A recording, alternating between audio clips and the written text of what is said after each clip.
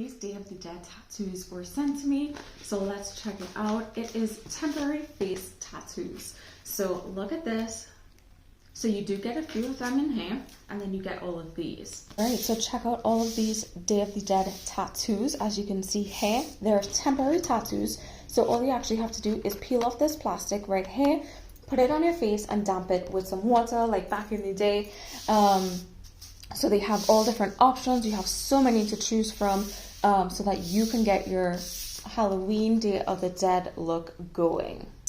The first step is actually to cut the tattoo into separate sections. This is going to make it much easier for you to stick this onto your face.